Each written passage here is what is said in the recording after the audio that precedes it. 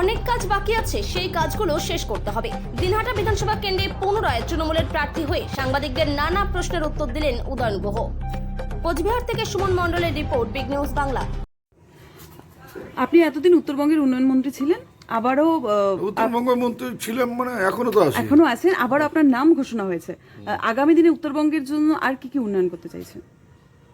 অনেক কাজ বাকি আছে, সেই কাজগুলো তো শেষ করতে হবে। এখনই গড় করে বলে যাওয়া যাবে না যে কী কী বাকি আছে। আমরা অনেক কাজ করেছি, শুধু গত 5 বছরে না, 11 সালের পর থেকেই উত্তরবঙ্গের উন্নয়নে মাননীয় মুখ্যমন্ত্রী মমতা বন্দ্যোপাধ্যায়ের নেতৃত্বে অনেক কাজ হয়েছে।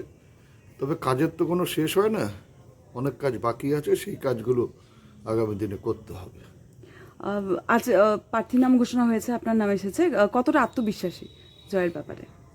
জয়ের ব্যাপারে তো প্রত্যেকটা প্রার্থী আত্মবিশ্বাসী থাকে যতক্ষণ না রেজাল্ট বেরোয়। আমিও আত্মবিশ্বাসী।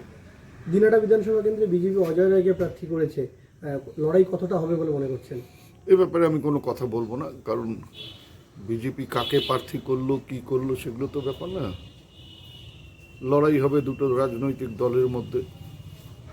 জনগণ যাদের উপর আস্থা ভরসা রাখবে তারা জয়ী হবে।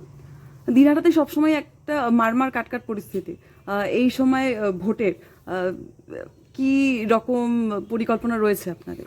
কোনো দিনহাটার মতন শান্ত জায়গা তো, মানে আমি গত 24 সালের লোকসভা নির্বাচনের ভোটের ফলাফল ঘোষণার পর থেকে দিনহাটার মানুষ আর কোনো বোমের আওয়াজ পায়নি। তার মানে বোঝা যাচ্ছে যে কোথার থেকে গোলমাল হতো, কিভাবে গোলমাল হতো, এখন আর বোমের আওয়াজ দিনহাটায় নেই। আজকে যখন আপনাদের প্রার্থী তালিকা ঘোষণা হচ্ছে, ঠিক তার কয়েক ঘন্টা আগে রাজ্য পুলিশের একাধিক শীর্ষস্থানীয় পদের রদবদল হয়েছে, কোচবিহারের এসপিকেও সরে যেতে হয়েছে। ভোট তো আর পুলিশ দেবে না, ভোট জনগণ দেবে। সেই পুলিশ নিজের এলাকায় ভোট দেবে, সব জায়গায় তো তারা ভোট দেবেন না, বা পুলিশকে দিয়ে ভোটও করা যায় না। আপনাদের দলের অনেক পুরনো একজন লিডার ছিল রবীন্দ্রনাথ ঘোষ, তার নাম কোনোভাবেই আসছে না। পৌরসভা থেকে প্রথমে দেখা গেছে সে সরে গেছে, এবং এবার ভোটার যে প্রার্থী লিস্ট বেড়েছে সেখানে তার নাম নেই। তাহলে কি দল তাকে একদমই ছেটে ফেলে দিল? এগুলো ব্যাপারে দলের সিদ্ধান্ত, দল হয়তো দলের পরিকল্পনার মধ্যে অন্য কিছু থাকতে পারে। এমন হতে পারে যে অন্য কাজ বা অন্য দায়িত্ব ওনাকে দেওয়া হলো। এবারে লড়াইয়ের রণনীতি কি হবে? এটা যদি বলে দিই রণনীতি কী হবে, তাহলে তার রণনীতি থাকলো কোথায়, ওটা বলা যায় না। কতটা আত্মবিশ্বাসী জয়ের ব্যাপারে? এই ব্যাপারে আমি আর কোনো কথা বলবো না। বললাম যে জনগণের উপর আমার যথেষ্ট ভরসা, আস্থা আছে, বিশ্বাস আছে। Let's see.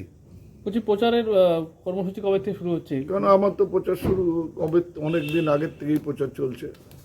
সে প্রচার নতুন করে আর প্রচারের কোনো ব্যাপার নেই, মানে আনুষ্ঠানিক প্রচার সেরকম কোনো ব্যাপার নেই।